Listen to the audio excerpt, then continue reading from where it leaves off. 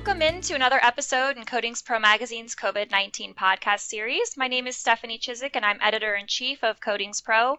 Joining us today are Janet South, president, and Laura Bletchel, vice president, business operations of Deco Coatings. We're recording this interview on Thursday, June 4th, so please be sure to check back for updates and follow the guidance of health professionals such as the Centers for Disease Control. Deco Coatings is based out of Indianapolis, Indiana, and works with industrial protective coatings in the field and in a temperature-controlled warehouse. They opened in 1992 and have had several high-profile clients. They won third place in the industrial steel category of Coatings Pro's 2019 Contractor Awards program for a project called Water Filtration Tanks. And Janet won National Association of Women Business Owners Businesswoman of the Year Award for 2019. Janet and Laura, thanks so much for joining us. Thank you. Thank you. We're glad to be here. Would you mind giving us a little bit of a background of what it is that Deco Coatings does? So, yes, this is Laura Bletchel. At Deco Coatings, we are coating nerds that love to watch paint dry, and we do that in several ways. We do shop application here in Indianapolis, Indiana. We are a QP3 certified shop. We also do field application as well, and mostly industrial, so that includes blasting and all high performance coatings. We also get into a little bit of the inspection world. I am a NACE certified level 1, continuing on my pathway this year up to level 3. Awesome. It's a lot of hard work to get there from what I understand. I haven't taken the tests myself, but it sounds like it's quite an achievement that you're there. That's great. It is. Thank you. So what has life been like for Deco Coatings in the past few weeks? I think we're technically in the States at least on about month 3 with our new norm is what people have been calling it. What's life been like for you guys? Well, it's been a challenge to say the least. Whenever it first started rolling out, we had to make a lot of changes with our policy and procedure to identify. The hardest part for us was to identify the reliable source of information. It did take a lot of work from our office staff, and then it filtered down. So the changes have been significant, not only for us, but for all of our customers and the supply chain we work with. And I've seen that you do, like you mentioned, both in the field as well as in shop applications. Is there a difference between how you've kind of had to pivot as far as the strategies go for those two different types of job sites, I guess? Yeah, in our shop. So everybody meets at a unified location, and we're asking questions. We've implemented daily questionnaires. So we do have different daily check-in procedures, which those can affect the shop and field schedules on a day-to-day basis. As typically, we would schedule months and quarters out at a time for projects. It's kind of fast-changing day-to-day because if someone has symptoms, they're not permitted to enter the building. So in the shop, we're very fortunate that they are able to practice. We don't have people really close to each other, so hasn't really affected too much in our shop. Just the daily check-in and our safety meetings. We're being cautious about, staying 6 feet apart. Most of our applicators wear half mask anyway, so that's become a daily thing. Instead of wearing the surgical mask or face coverings, they're just like, well, we're just going to use our half mask today and just wear them all day long. So that's been pretty comfortable for them. Yeah, I also imagine, one of the positives that I can see at least is that within the construction industry, in the various roles, of course, we're speaking to the coatings aspect of it, but people who are, like you said, already used to wearing PPE, so they probably know how it should fit, how it should be cleaned, how often it should be replaced. So I feel like at least we're on the right sort of track as far as that goes. Have you found any sort of challenges with getting the PPE since now the rest of the world obviously needs it too? Yes, I put an SOS out on LinkedIn, on my LinkedIn page, to find any kind of resource out in the paint community, because 3M is not allowing our safety suppliers to get the pre-filters that they use for the half mask. So our suppliers have had to get creative and go to other suppliers outside of 3M to try to get us filters. And so yes, the PPE has been a big strain on us. And the other part is with the mask, apart from the half mask, just the regular face coverings or other masks, it imposes a huge safety problem for on-site, because with safety glasses and the mask, it heats up the glasses, and so you can't see. So there are some definitely balances out on the job sites. I feel like, there's a 50-50 temperament. You got to have it for the CDC recommendations or the job site requirements, but at the same time, it's imposing a safety exposure to our men and women if they can't see. Right. Definitely, like you said, there's a balance, a trade-off. I know they've had similar sort of discussions, at least in the roofing area or any other type of job site where fall protection is supposed to be worn, but also can add an additional hazard, like a trip hazard. So there's definitely those trade-offs, like you said. Mm-hmm. What about as far as the? Oh, sorry. Go ahead, Laura. Well, I was going to say, one of our major job sites here locally, they do daily temperature checks. They've actually instituted some infrared technology. There's online questionnaire forms workers have to do, and 100% covering at all times and work area limitations. So it's both shop and field. There's some changes that I know a few of our employees, it's hard for them to get adjusted to. That's a different lifestyle for everyone. Absolutely. Do you notice any other differences as far as the supply chain on the materials side of the house as well? Obviously, in order to do a coatings job, you need the coatings to do that. Is that an issue right now with the supply chain? We haven't really experienced that. So far, the supply chain for what we need, the materials, there's been no stop on that. I think the thing that we did have to take into account for materials that are ordered, it's taking them longer to get here because of the high need for everything being transported. So the actual deliveries to get things to us has been delayed. That's interesting. It's good to hear that there's no, lack of materials, I guess. So it sounds like then, if I'm hearing you correctly, that aside from maybe the additional precautions that you've had to put in place for the workers, the work itself has sort of been business as usual. Would that be accurate? I would say, Laura and I both have comments on that. I would say yes, but I don't want to underplay the impact that the changes have had on DECO, because, we've had to put in certain safety protocols, and we've had to be nimble and to identify a source that we can use. You listen to what comes from the White House, and then we listen to what comes from our Indiana governor. Then we look at our legal team, what documents they're putting out, and then from our own vendors.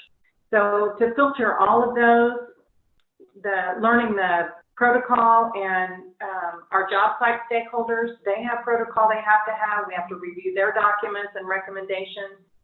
Putting all that in like a big hopper and shaking it out, then to do the retraining, put that in written directives for our employees, and then have them trust us to know that we're getting the best information, because sometimes the PPE wasn't available, the traditional PPE. So then we had to contact our safety folks and then go to OSHA and find out what OSHA said about the changes. They were being nimble. It really has been a cycle, and then sometimes those changes were made on a daily basis. It felt like that we were on a Chinese fire drill every day, but we had to maintain that stability so our staff felt comfortable and trusted us to make the best decisions to keep them safe. Absolutely. A lot of work. As far as our business as usual for DECO, we do have the shop side. So we are continuing to promote to our clients and our customers, send your items, let's pre-coat them if we can, to reduce that on-site worker exposure. But for many other companies and many that we have friends with, that we're friends with here locally, they are slow. Their workers haven't been working. So I think there's a lot of gratitude and, just feeling truly blessed that DECO has positioned itself in a way to where we can remain open. But I know that there's a lot of paint companies and coating companies, not just here in the Midwest, but maybe nationally, that this has really affected very hard. I'd like to add to something Laura just said, which has been key for us.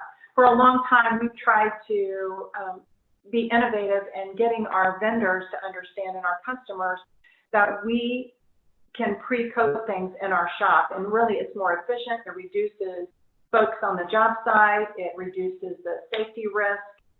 There's all kinds of benefits of having it pre-coated in the shop and then touch up in the field. Well, with the COVID, it was a much easier sell for us to say, send it to our shop, which is what we've been trying to market for a long time. We ended up benefiting to some degree for folks to understand, hey, we can't have as many people on the job site. So yes, it made a natural feel to send it to our shop.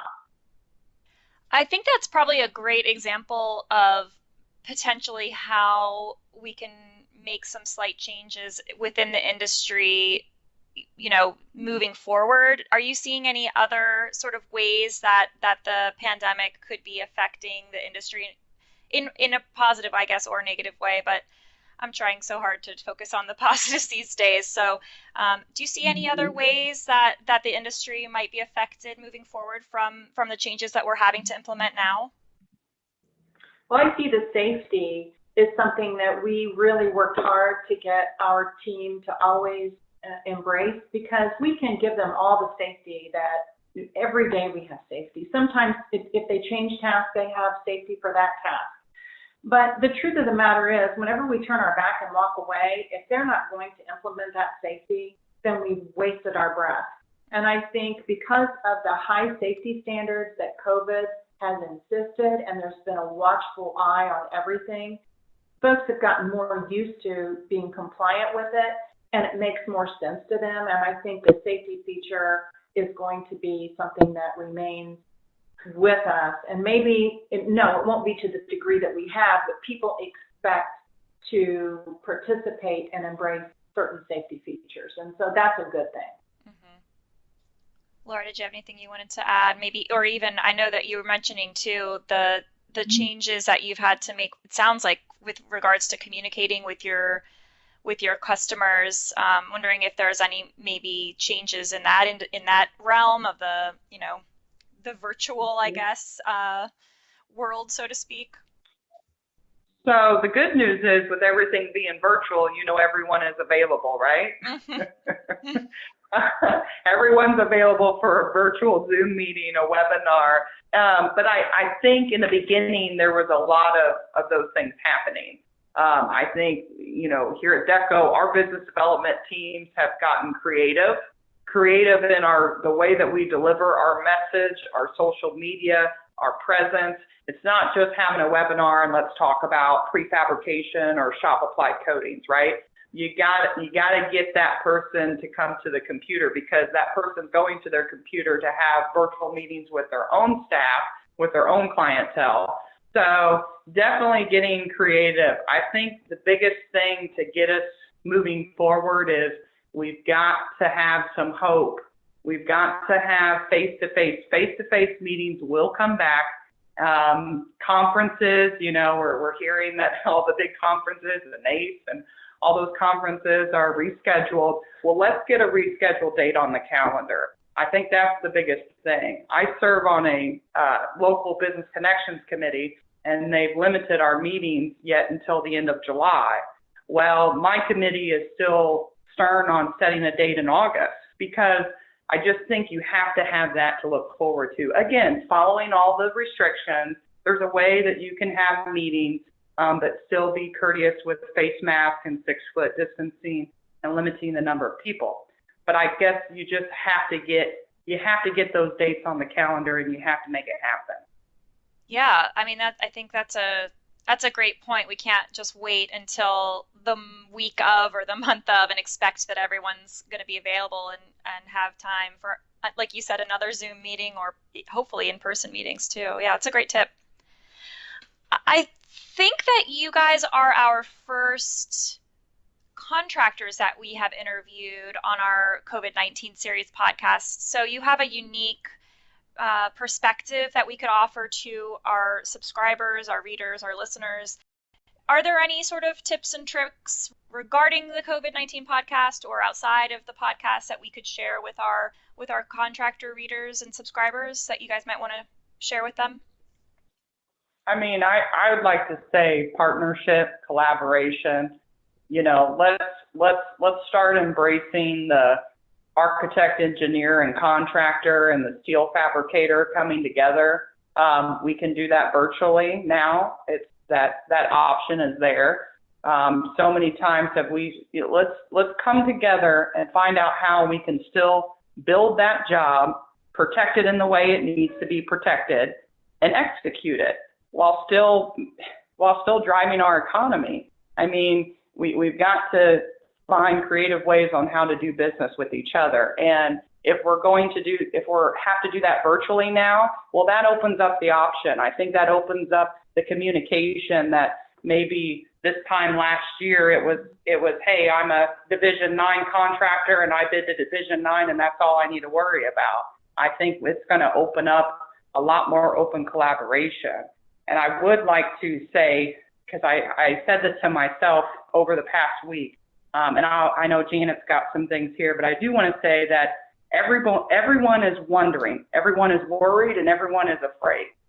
And this is normal. That is normal. But our leaders must not try to eliminate that fear, but to remind us of the truth. So we work hard, we improve ourselves, and we be gracious towards others.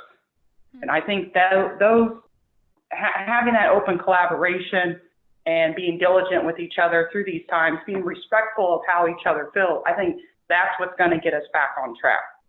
Janet? Well, you can tell why I am so proud to have Laura in the key leadership team here at DECA. She's just amazing, and appreciate her so much.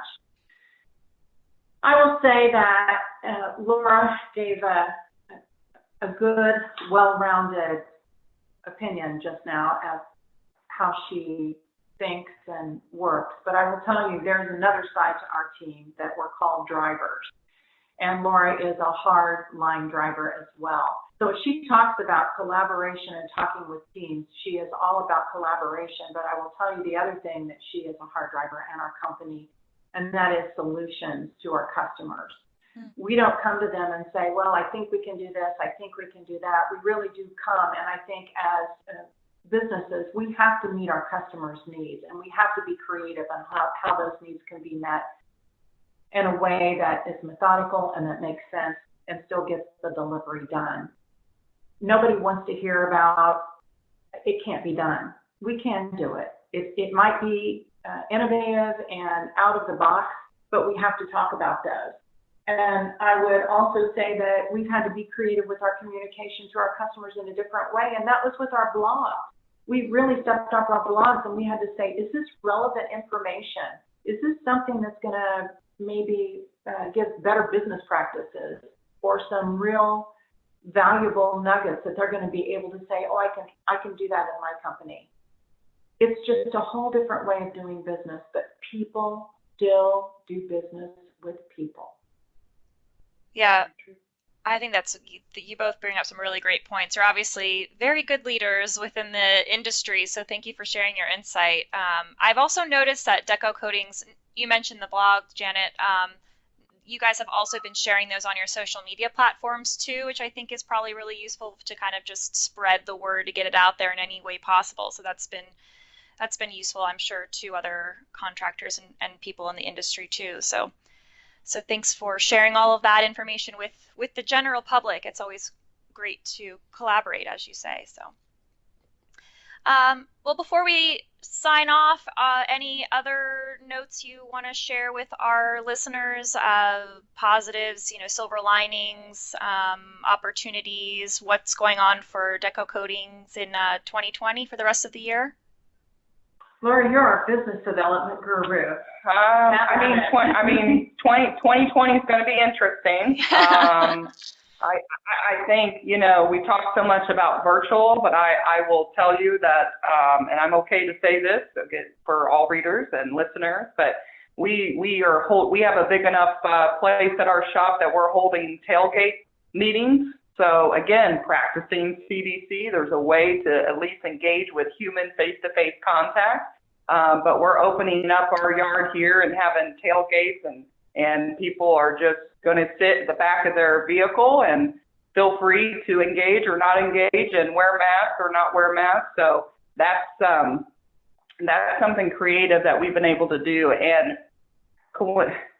shockingly, the response, we've actually had to tell people, I'm sorry, we'll have to join you on the second round because we're limiting the number per our local state guidelines. So I think 2020 is going to be interesting. But Janet's right with the social media. That's a simple, quick step that anyone can improve. You got to let your customers know that you're open and you're ready when they need you and you're not going anywhere. I think that's the biggest message. And I would say to consult with a social media company, because not all social media is good media, and you have to know. But we have a fantastic social media group, South Coast, and they've worked with us and actually collaborated with us on some of our media that we've done through the magazine, actually, and some of our write-ups that we've had in Coatings Pro. So definitely a little plug for Elizabeth. But reach out to a professional, because I cannot take all the credit for our social media stuff. She definitely drives us. If we posted the things that we sent to her, we would be on the naughty bench, and people would say, I don't know who they are, but she takes it and makes it look good. And even to take that one step further, that tomorrow is our tailgate that we're going to blog, and we're going to take live video of. Send that into Elizabeth, because we want an example to other companies to say, oh, I didn't think of this. I think that's the big thing. People are unsure of how others feel about it and the comfortable level, and are you truly back to socializing yet? And I've had some of my business colleagues that say, I'm not quite there yet, and that's okay. It's okay to feel that way. Everyone has their own opinion, but again, back to my hope comment, we've got to do something. We've got to kudos to the people that are working from their home. I'm in the office every day. I could not work from home, but kudos to those that are. You have a very diligent and patient mindset, because I could not work from home. But anyhow, I think being creative and just trying to be pioneers in what we do, no matter in the coating world or in our business development or just in our local community. We want to be that pioneer. Yeah, so many great tips there. That's so great. I never even thought of the tailgate idea. And I will also, I guess, third, not just second, the support of Elizabeth. She's helped Coatings Pro out as well on some of our quick tips that we post on our website. So I agree. Not all social media is created equal, so it's probably worth reaching out to someone who knows the difference. So yeah, awesome. Well, thank you again both so much. I really appreciate you meeting with me today. Obviously, these are unprecedented times, and it's just so great to be able to chat with some people who are willing to make some changes in the positive atmosphere, and also to share all of that knowledge with others. I think that collaboration is key. So if people do want to reach out to you guys, what is the best way to do that? Best way is on our website, www.decocoatings, that's DECO, coatings with an S.com. And on the website, you can find all of our social media links and blogs, everything you need to know. Perfect. Well, thanks so much, Janet and Laura. I appreciate the time that you've taken with us, and hopefully get to see you and talk with you again in the future. Absolutely. Thank you. Thank you for the opportunity. Thanks again for Janet South, President, and Laura Bleckel, Vice President of Business Operations of Deco Coatings out in Indianapolis, Indiana. We really appreciate meeting with folks out there who are doing what they need to get done and collaborating within the industry to share some tips, tricks, and ideas from the field. Hopefully, some of those ideas are useful for the rest of our subscribers and listeners. I know that certainly some of those have been ideas that I hadn't even thought of myself. So we'll certainly be implementing some things in my life, at least for work. So hopefully you can reach out to them if you have any additional information or looking to collaborate with them. We do sincerely appreciate all of the hard work that the coatings contractors are doing in the field right now and working with the challenges, the PPE challenges, the supply chain challenges. Obviously, there's a lot going on and a lot to navigate in the industry these days, and always for that matter. So please do reach out to Janet and Laura at decocoatings.com if you'd like to follow up with either of them.